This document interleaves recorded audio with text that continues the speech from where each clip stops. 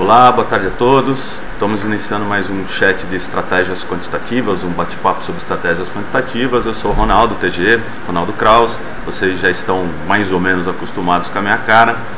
E hoje é dia 12 de setembro de 2012, são 17 horas e 20 minutos. Estamos iniciando o nosso chat de estratégias quantitativas, numa semaninha bem animada para a Bolsa. Algumas boas notícias, algumas más notícias, mas sempre notícias, enfim. De qualquer maneira, a gente está aqui aberto a perguntas, a gente está com um bom número de pessoas, como sempre, acompanhando. Talvez as pessoas ainda estejam mais encabuladas em participar, mas a gente deixa o canal aberto aqui para quem tiver pergunta, dúvida, quiser xingar, quiser elogiar, quiser fazer qualquer tipo de discussão. Sempre engrandece aqui o nosso programa, sempre engrandece aqui o nosso bate-papo. O De Ramos está falando boa tarde De Ramos, boa tarde para todos que estão vendo. Eu acho que não vou fazer muita filosofia hoje não, não precisa ser nenhum guru nem nada para dizer que o destaque negativo aí está sendo a reação das elétricas, né, aos anúncios do governo aí, se é que precisa achar uma causa para as coisas.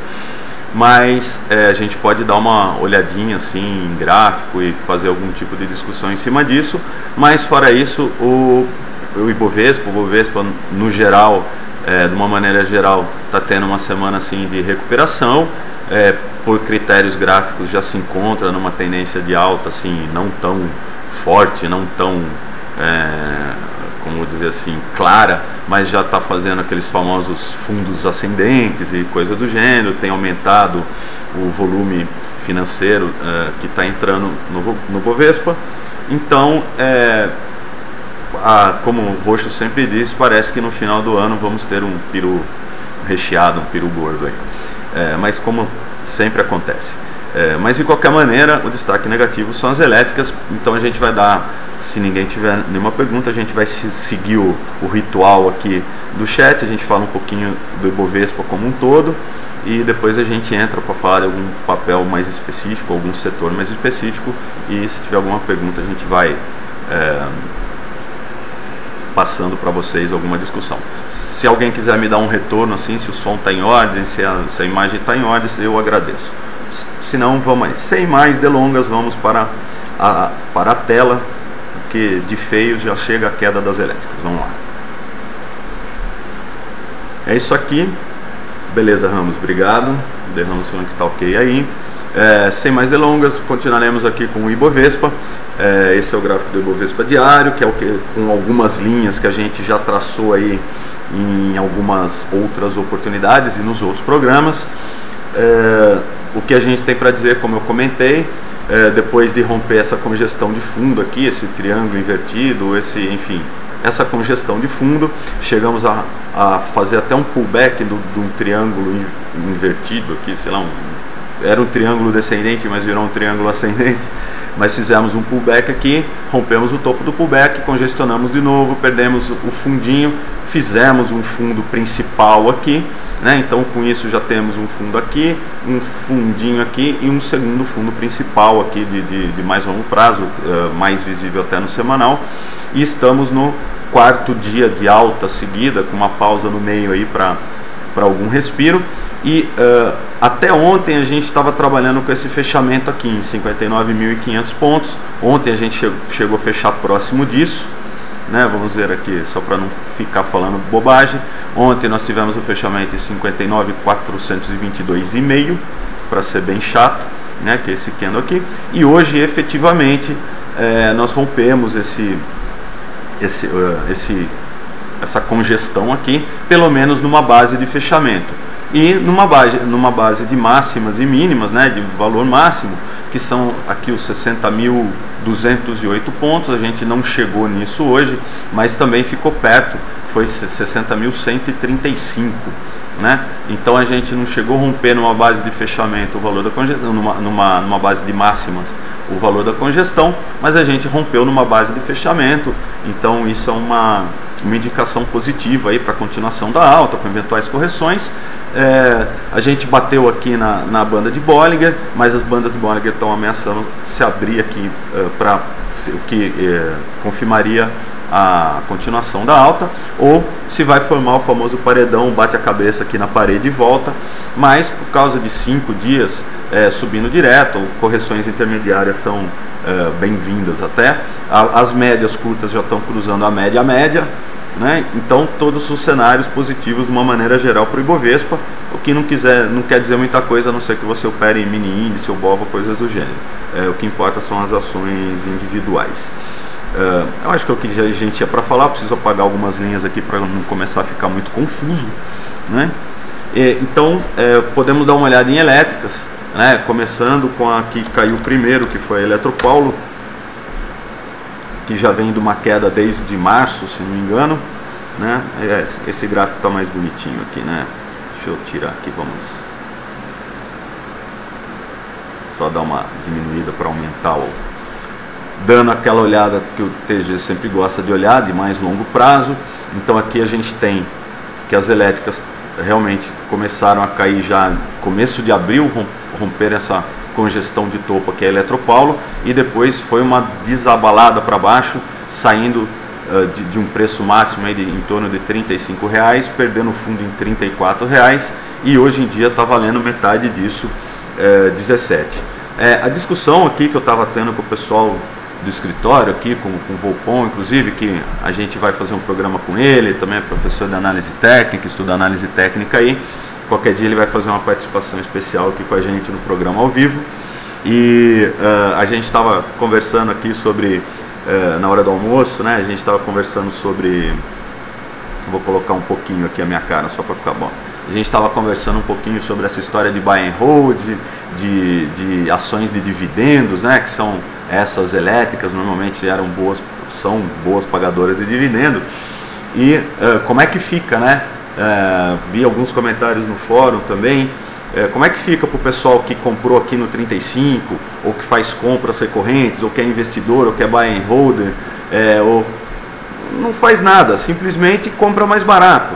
Se o cara está fazendo a estratégia da caderneta de poupança, que compra uma quantia fixa todo mês, ele comprava 100 Eletropaulo a R$35, agora ele compra 200 Eletropaulo a 17 e faz o preço médio para baixo. E no longo prazo, vamos colocar um longo prazo aqui para não nos deixa mentir sozinhos, deixa o longo prazo mentir pela gente, né?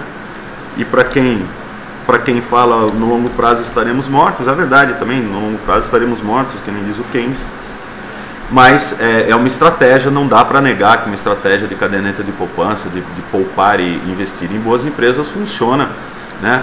Então estamos aqui na Eletropaulo, né? Basta que você tenha entrado no momento certo. Então quem comprou aqui nesse começo demorou alguns anos, aqui é 2001, só foi voltar o preço em 2004, demorou 3 anos para ver, mas em compensação ele foi comprando durante toda essa queda. Ou seja, como você, com a queda do papel, você compra mais papel, né? Então com a mesma quantidade de dinheiro, você compra mais papel. A hora que isso aqui subiu de novo, o preço médio do investidor já estava um pouco mais baixo. Aí precisa de uma análise mais fundamentalista, de uma análise de boas empresas bem gerenciadas, que pertencem a bons setores, né? Então, e Eletropaulo, pelo menos na base de dados que a gente tem aqui, Eletropaulo está na bolsa desde 2001, 2000 aqui no caso, né? Você tem muito boas empresas que fazem tempo que tá na bolsa, sujeitas a oscilações. O que interessa, como a gente sempre defende, é que você tenha uma estratégia, que você tenha um método, né? Não existe bons ou maus métodos, existe o método que você usa e existe o momento de fazer as entradas. Então quem fez a entrada em torno dos R$3 aqui, tivemos 3 oportunidades em 2002, 2003, final de 2003 aqui, hoje em dia está muito feliz com a Eletropaulo, mas se você olhar a inclinação do gráfico, é uma inclinação constante, mas com boas correções ao redor do tempo. Então, a hora que você vê uma correção em Eletropaulo, sendo uma boa empresa, né? A hora que você faz uma correção, aí a questão é você saber quando seria considerada uma boa correção, é a oportunidade de se comprar mais Eletropaulo e permanecer comprado. O ideal é que você está querendo fazer a caderneta de poupança, mas o ideal é que você estabeleça algum momento de realizar esse lucro, pode ficar com essa grana na mão também e ter mais dinheiro para comprar. Mas tudo depende da sua estratégia, né? Todo o que a gente defende aqui é que tenha estratégia, faça entradas e saídas parciais. Então, se você chegar num preço justo ou chegar em algum valor que a hora que esteja caro você vende, a hora que esteja barato você compre ao longo do tempo. Isso é uma estratégia que vai fazer sentido, é uma estratégia que vai te trazer benefícios, né? Mas eu não tomei prejuízo porque eu não realizei ainda. Bem, no caso da Eletropaulo seria uma ótima oportunidade de trabalhar vendido, porque ela deu vários sinais, né? Perdeu vários fundos gráficos aqui seguidos, né? Agora, se você é uma pessoa que pensa em questão de até um ano de prazo, não tem sentido ficar segurando, porque meio ano ela já caiu 50%. Ou seja, se você tivesse tido a sorte ou a inspiração de vender quando ela estava aqui em cima, em torno dos R$30, hoje em dia você já estaria comprando Eletropaulo por 18. Então, também já seria uma parte de uma estratégia de acumulação, né? Então, essa parte, fora os dividendos, enfim. Mas isso é para falar, não estou tentando dourar pílula nenhuma, nem deixar ninguém mais tranquilo, nem mais preocupado. Isso é para mostrar que mesmo numa grande queda existem oportunidades. O que interessa é você ter um plano, é você ter um sistema, é usar estratégia. Se você tem na carteira de dividendo ou numa carteira de poupador, de buy and holder, não tem que ficar olhando o preço todo dia. Você tem que estabelecer níveis de preço que você considera barato, que você considera caro. Eu conheço um cara que é investidor e gosta muito de Ambev, chegou a trabalhar na Ambev um tempo, ele saiu da Ambev e hoje tem ações da Ambev, adora ações da Ambev. Ele não olha um gráfico, mas ele sempre sabe quando a Ambev está barato e quando a Ambev está caro. É impressionante, ele sempre faz boas compras e boas vendas na Ambev. Não vou falar que é no feeling, mas é uma coisa inerente. Ele conhece tanto o papel que ele sabe, entre aspas, aí, quando que é barato para ele e quando é caro para ele, que é o que importa. Então, mesmo nos maus momentos, se a Ambev está caindo, está todo mundo chorando, ele está comprando, está um ótimo preço, é uma boa empresa, está comprando a Ambev. E a hora que a Ambev sobe muito, dá uma esticada para cima, que o mercado afunda, ele também diz, agora está caro, eu vou vender. É impressionante assim a noção que ele tem de conhecer o papel. Então, se você quer ficar especialista em Eletropaulo, conheça o papel também e fique atento, né, a eventual notícia. Para você ver no caso das elétricas aí, ou seja, desde abril praticamente o gráfico pelo menos da Eletropaulo já estava prenunciando uma perda de força do papel, já teve várias seguidas aqui. Então, olha, o primeiro sinal claríssimo foi dos 36 para os 30, o que já dá quase 20%, ou 31 aqui no caso, mas já foi um sinal claro que não era mais para estar comprado.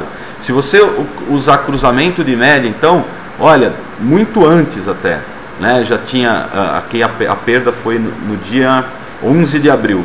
Uma semana antes já tinha cruzado as médias para baixo, aqui as bandas de Bollinger já começaram a abrir. Então aqui já tinha dado um sinal que alguma coisa não estava bem. E olha o volume na queda.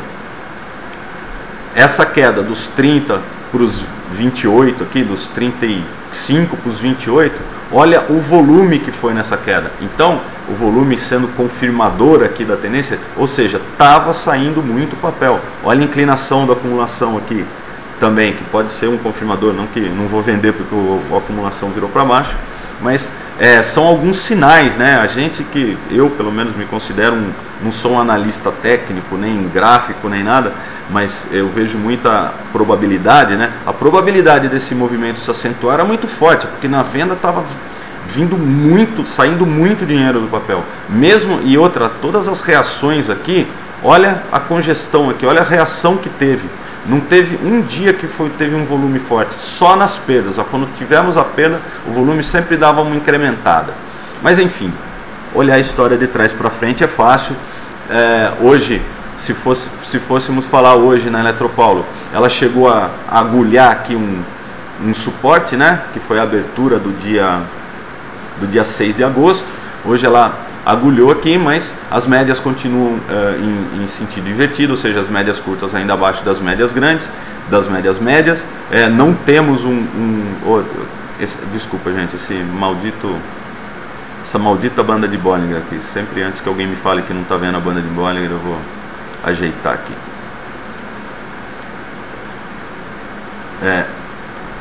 Voltando assim, aqui qual o sinal que a gente tem? Chegou a ameaçar fazer uma congestão aqui, né? Mas as bandas já estão se abrindo de novo para baixo. Não temos nenhuma reação, a não ser essa reação do dia de hoje. Então ainda não temos nenhum sinal claro de reversão de tendência da Eletropaulo. Para quem gosta de trade, tem que esperar um sinal um pouco mais claro, uma entrada um pouco de volume, se bem que se a gente notar pela média, o volume já vem aumentando aqui nessa pequena congestão, talvez um indício que essa congestão possa perdurar um pouco. A história é que fechando um dia abaixo desse candle aqui, em torno de 17 e pouco, ou para quem quiser ser mais seguro, um fechamento abaixo de 17,33, que foi a abertura do dia que eu comentei anteriormente, já seria um péssimo sinal para a Eletropaulo.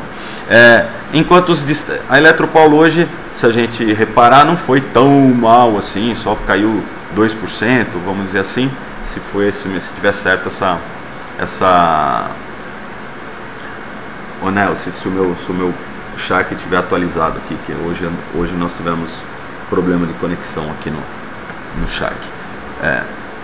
Bem, continuando no Festival de Horrores, hoje a gente vou dar mais uma olhada em elétrica, só fazendo comentário. Se alguém tiver uma pergunta, por favor.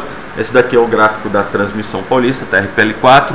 Também não foi tão brusca a queda assim como a Eletropaulo, né? A Eletropaulo começou a cair por aqui, mas a gente já teve alguns sinais, perda de suporte, entrada de volume em queda, e para ser mais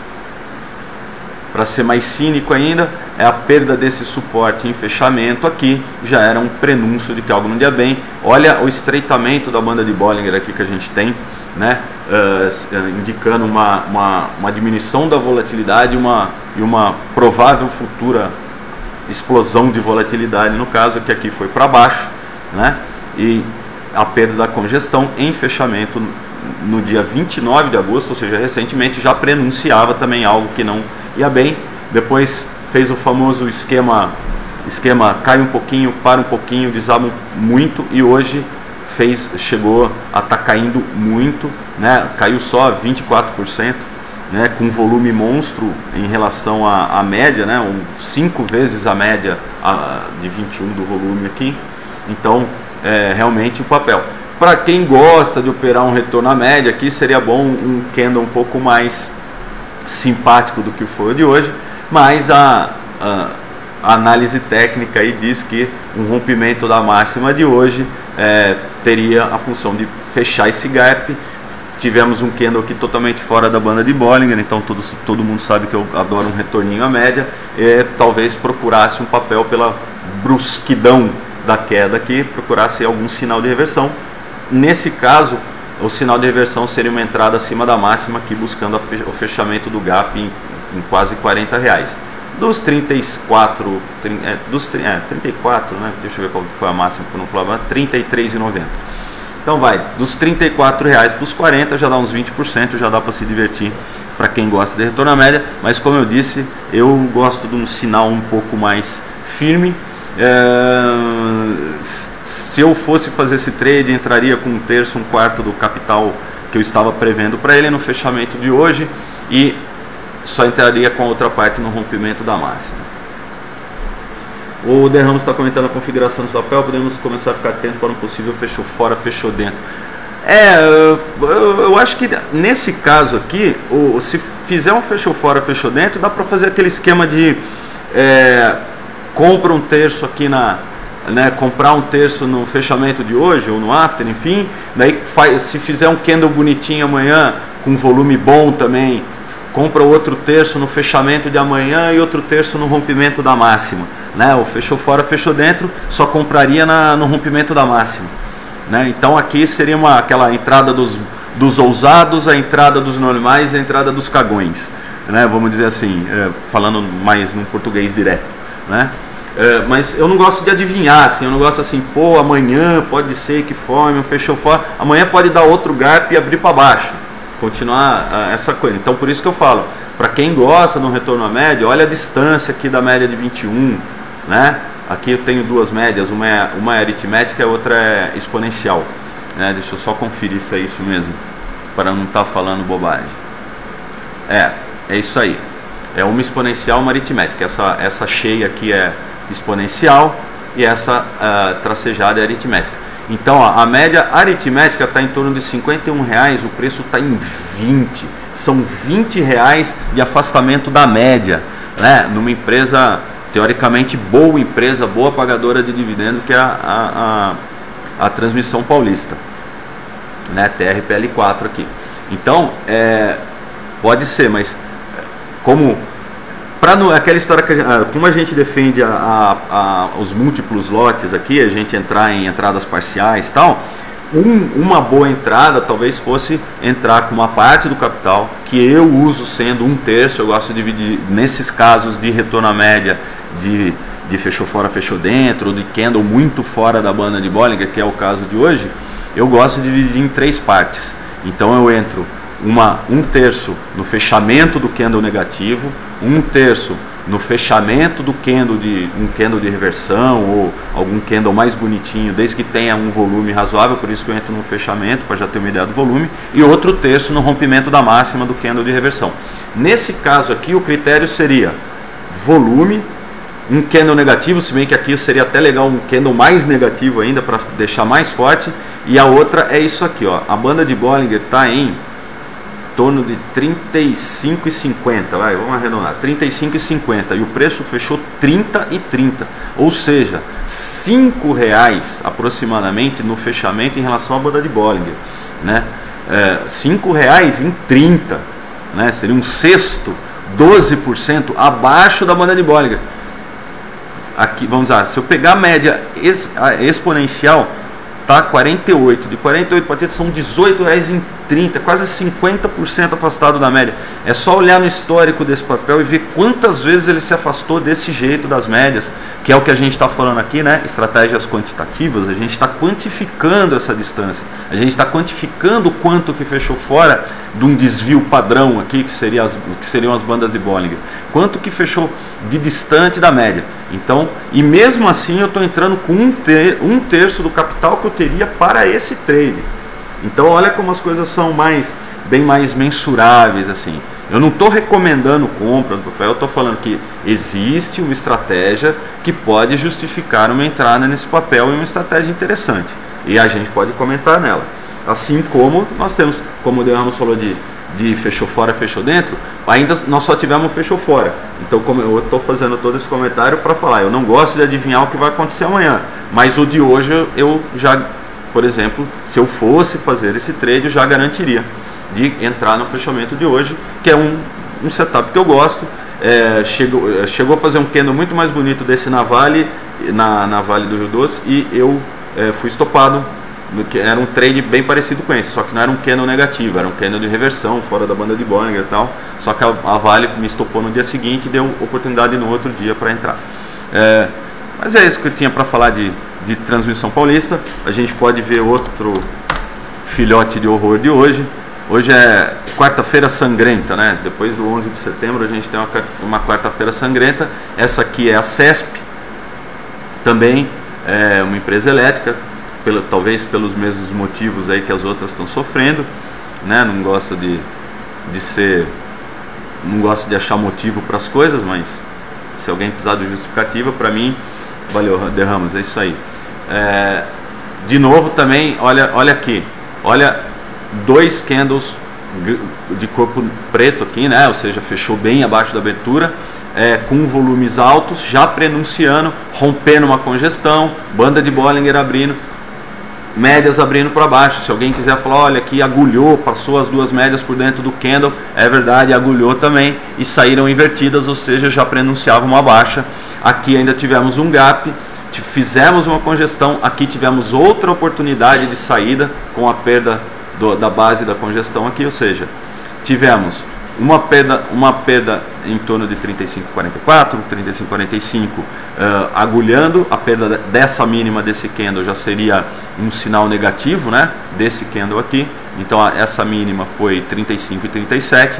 Depois da perda dos 35,37, ainda caímos 6% num dia, abrimos em gap, abrimos não, ela abriu, né? Mania de falar em plural. Nós vamos estar abrindo, né? Tá parecendo gerúndio. Mas enfim, a gente chegou a fazer, ela começou a fazer, ameaçou dar uma congestionada, chegou a romper em fechamento aqui, mas sambou e perdeu os R$30,50, R$30,49 aqui e veio abaixo 3 dias seguidos, saindo de 31,50, ou vamos considerar aqui, para quem tinha que estopar, estopou aqui, né? 30,40, e dos 30,40 ela chegou hoje aos R$20. Ou seja, no estopar dói muito, né? Para quem faz trade tem que usar stop, tem que usar algum tipo de proteção. Senão não dá. Aqui a gente teve uma ameaça do sistema que eu comentei na outra aí, que é um fechamento com um candle, tá vendo? É um fechamento, só que esse fechamento não foi tão, né? Ó, de 27,77 para R$1,20, foi um fechamento não tão fora assim da banda de Bollinger, se bem que, né, eu não sei exatamente qual que é o valor da banda de Bollinger aqui, mas enfim, nesse caso o fechamento foi 27,77, né? Isso, não, 27,75, né? E a banda de Bollinger estava muito próxima aqui, né? Então não dá tanto aquela retorno à média. Pela distância da média de 34 para 27, já dá quase 20%, né? É isso, né? De R$7 em 27, por aí, um quarto, 25%. Pela distância aqui já daria uma entrada, assim, fechou fora, mas o volume não foi tão interessante assim, né? O volume não chamou, foi acima da média, mas não foi assim absurdamente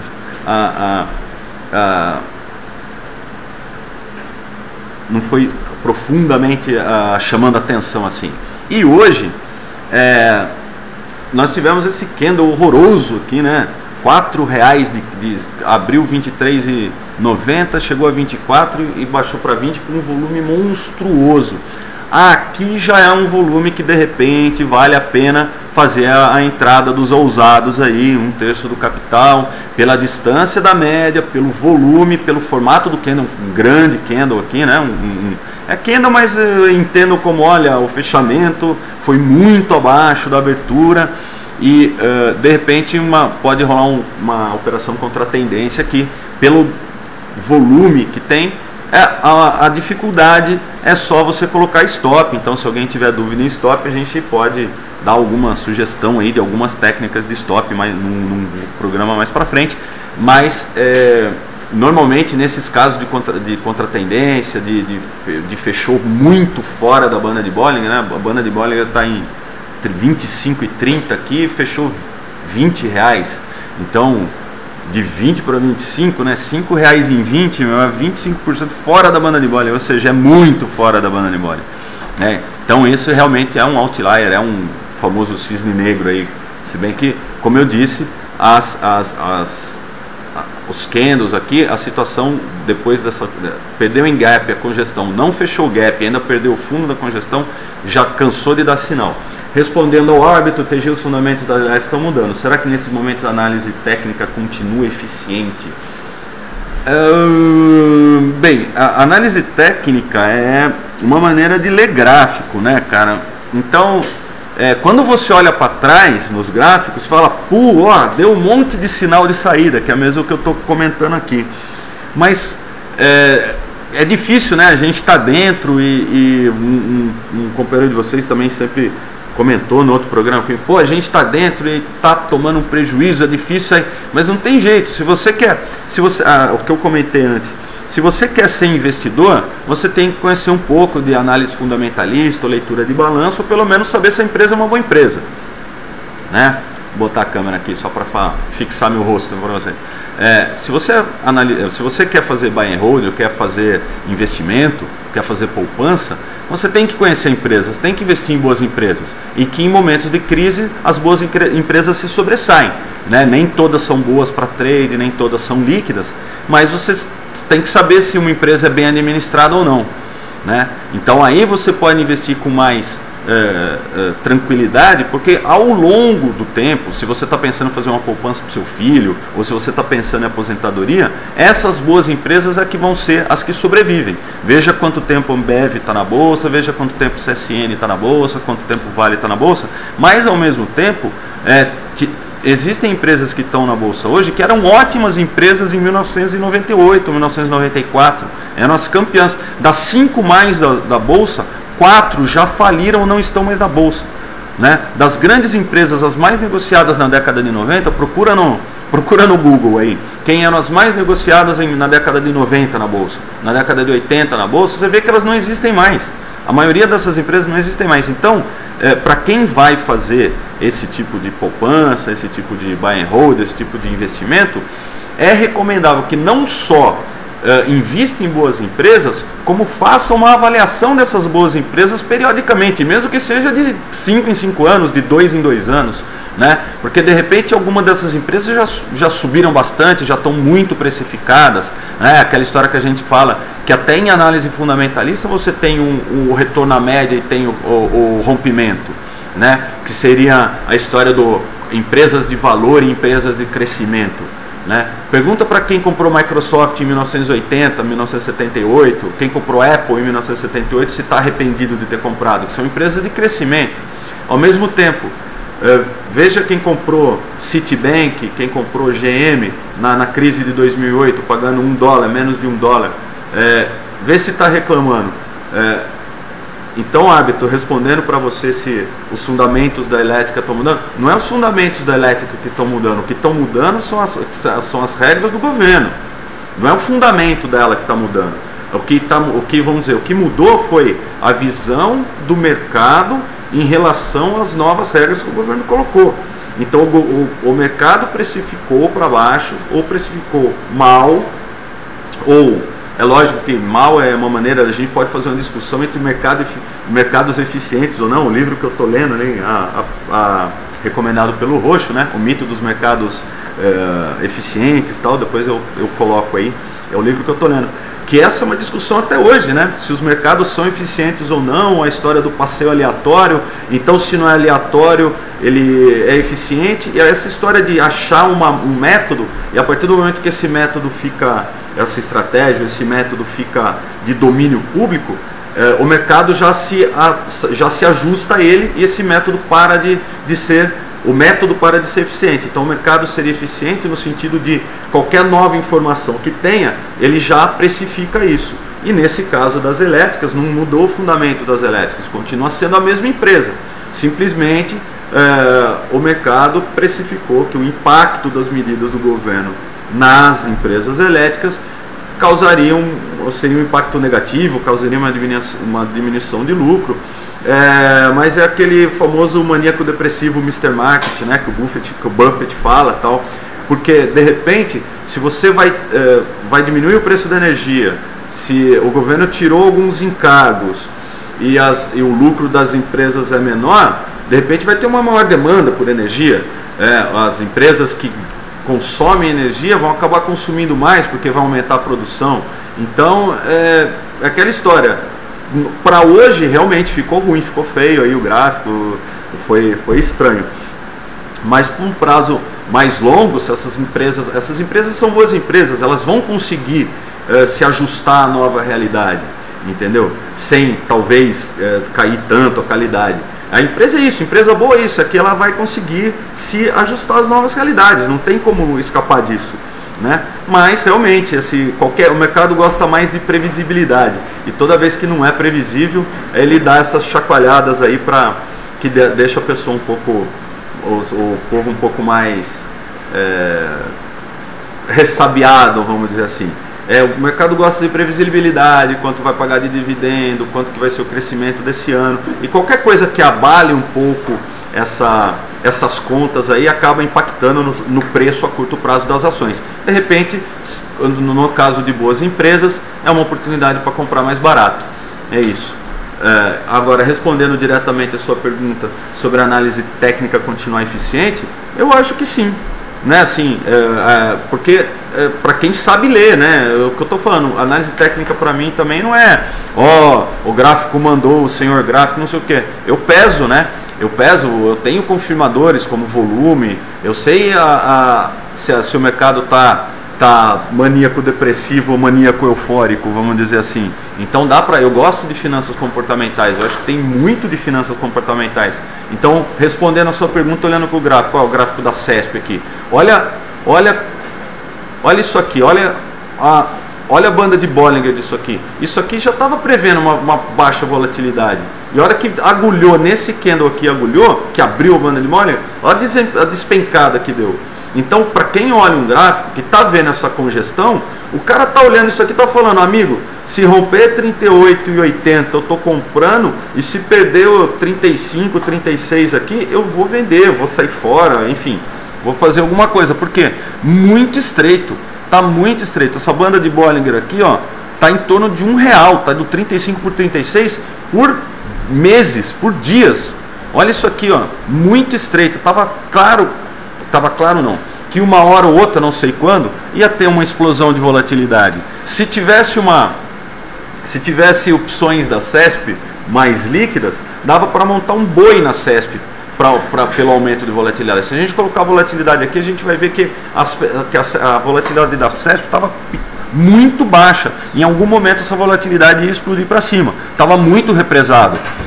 Pelo menos a partir daqui, desde o 18 de julho, que ameaçou esse rompimento em CESP e não confirmou, ela ficou praticamente 2 meses ou 1 mês e meio represada aqui, não tem nenhuma cotação maior que 38,80, e aqui desde essa data, né, a cotação não teve mais baixa que 35, ou seja, 10% de oscilação, né? É muito pouco, né? Nenhuma ação aguenta tão pouca a oscilação assim se não estiver acumulando ou se não estiver distribuindo, né? E o volume aqui também não estava dando muita dica, volume de congestão, volume na média ou abaixo da média, um dia acima, um dia abaixo, né? Agora aqui realmente essa agulhada aqui das médias, a agulhada é uma coisa que funciona, é uma coisa de contração de volatilidade que funciona. Se explodisse para cima, ela ia para cima. Aqui, nesse candle, as médias saíram para baixo. Aqui era para ter estopado, na pior das hipóteses, era para ter estopado nesse fechamento. Daí o cara fala, mas eu comprei na congestão a 35, eu tive que sair a 34. Então, mas agora está 20. E aqui foi outra, né? Aqui foi o derradeiro. Formou 4 ou 5 pela técnica da ilha, né, que seria uma técnica no intraday aí, chegou a fazer 5 dias aqui, não rompeu, não fechou o gap e perdeu o fundo. Aqui era para ter saído também, foi mais um sinal de saída. Então, se o gráfico é eficiente, não sei, mas o gráfico mostra que a coisa não está boa, que a coisa está degringolando aqui. Então, o gráfico é meio como um mapa, entendeu? Só que é um mapa do lugar que você já passou, né? Não é um mapa para onde você vai. Mas, de repente, assim, fala, olha, se aqui por perto tem um terreno pantanoso, é possível que eu esteja numa região pantanosa, que é o caso aí, né? Eu não estou adivinhando nada, eu só estou olhando assim, vi o gráfico da CESP hoje, resolvi falar sobre as elétricas, né? Então, se a análise técnica, eu acho que sim, porque a análise técnica não que continue eficiente, mas acaba mostrando o que as pessoas estão fazendo. É simples. Se está saindo muito dinheiro com candles, com dias negativos, é lógico que a perspectiva é pessimista. Se está perdendo, porque se chegava numa região que os analistas técnicos aí chamam de região de suporte, ou seja, que bate ali, tende a subir um pouquinho, bate ali, tende a subir um pouco, bate ali e sobe um pouco, e chega uma hora, bate ali, não sobe e vaza aquilo, é lógico que quem é analista técnico que trabalha com stop vai estopar, vai ser um rompimento para baixo, quem trabalha com rompimento vai ajudar a empurrar o preço para baixo também, e daí entra a manada toda atrás.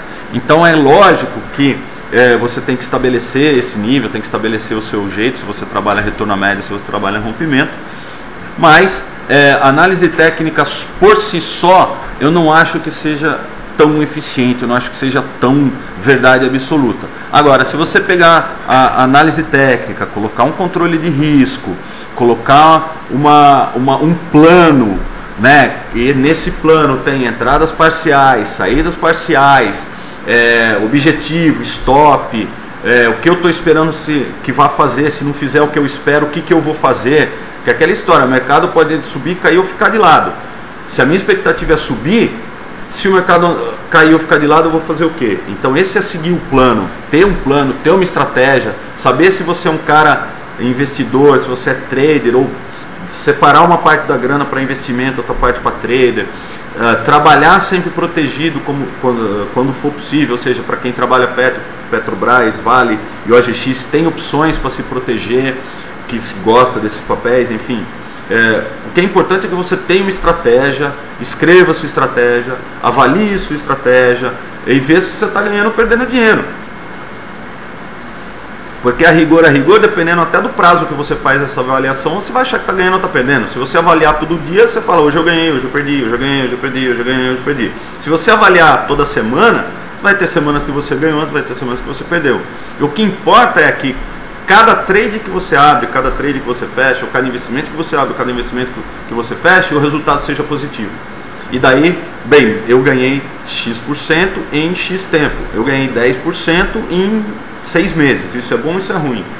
Tem que ter essa avaliação, senão você não sabe, porque a imensa maioria de quem tem investimento na bolsa, até alguns trades, a imensa maioria não sabe se está ganhando ou está perdendo, não sabe se está pondo dinheiro no bolso ou tirando perdendo do bolso. Tirando dinheiro do bolso ou pondo dinheiro no bolso, porque não faz essa avaliação, não sabe nem fazer essa avaliação. E daí tem aquelas premissas que a gente sempre fala no programa. Diversificar não é investir em vários papéis, não é só, eu falei isso no programa passado, vou reforçar, não é só, eu vou comprar uma elétrica, um banco e você está comprado, entendeu? Diversificar significa, esse aqui eu vou redear, né? Esse aqui tem ON com PN, eu vou fazer um long and short, aliás o programa do Roxo de long and short está maravilhoso. Sugiro assistirem nas terças-feiras à tarde. É uma operação relativamente simples de fazer, mas se você se tornar especialista, melhor.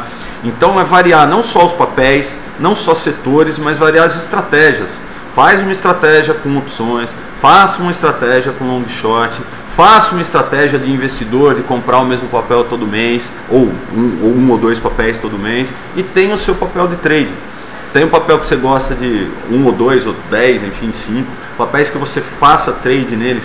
Então diversificar nesse sentido, né? Diversificar as estratégias que você tem, diversificar os papéis, porque se você só tiver dinheiro na bolsa, se a bolsa fechar, você perdeu seu dinheiro, vamos dizer assim, né? Perdeu não, mas seu dinheiro fica engessado lá, porque seu papel estava na bolsa, né?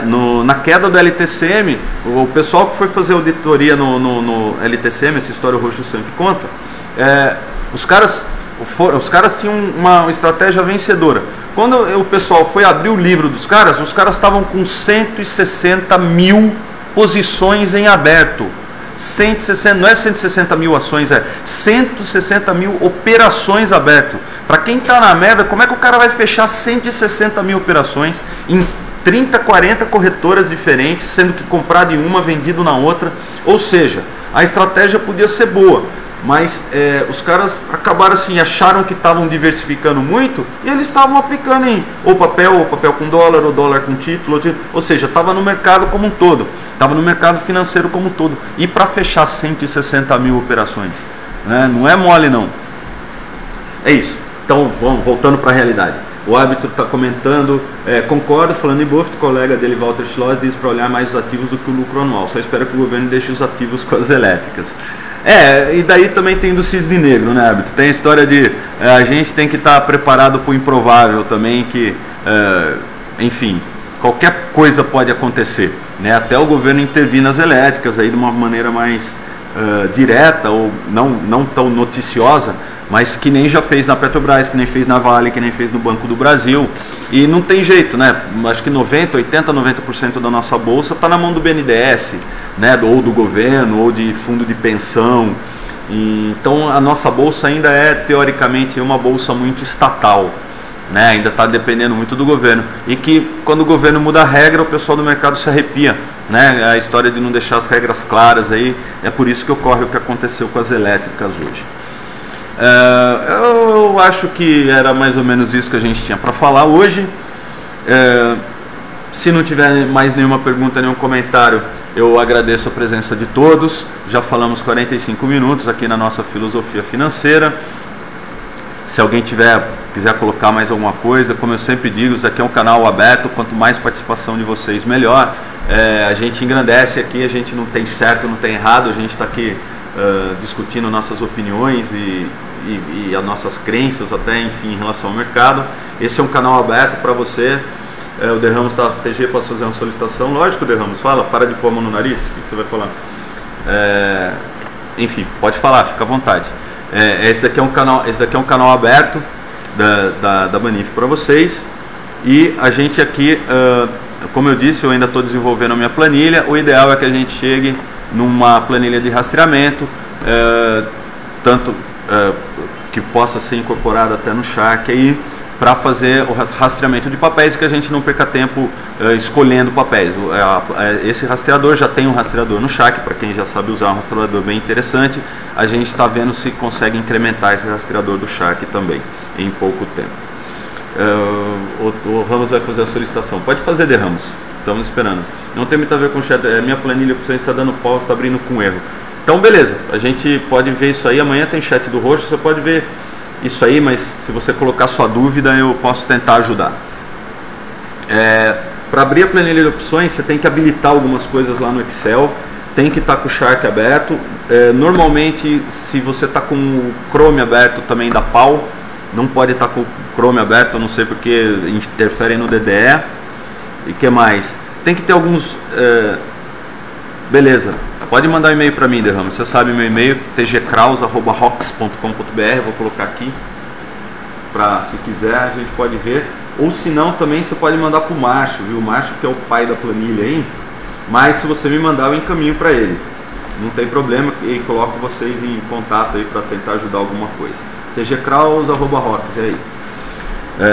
O Márcio, que é o que faz a atualização na planilha, que é o nosso operador e controlador aqui na empresa. Ele que a planilha surgiu há muito tempo atrás, e o Márcio que vem melhorando ela, e nós já conversamos também de dar uma melhorada na planilha de opções. Mas na dúvida, amanhã tem chat de opções do Roxo, e os chats normais do Collor aí todos os dias.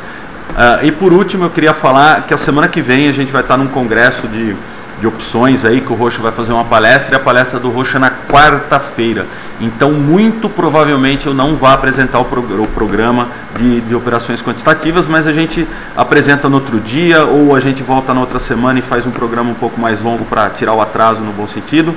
Mas a gente vai estar em outro lugar, não vou estar aqui no escritório, e a palestra do Roxo termina às 5 e pouco. É muito difícil a gente conseguir chegar no escritório a tempo de fazer o chat. Então eu conversei com o Roxo, ou eu vou apresentar no outro dia, ou a gente dá uma esticada num programa posterior aí. Agradeço a presença de todos, valeu De Ramos, valeu árbitro. Semana que vem a gente está de volta, obrigado pela presença de todos. Vamos em paz e o Senhor nos acompanhe. Valeu pessoal, um abraço.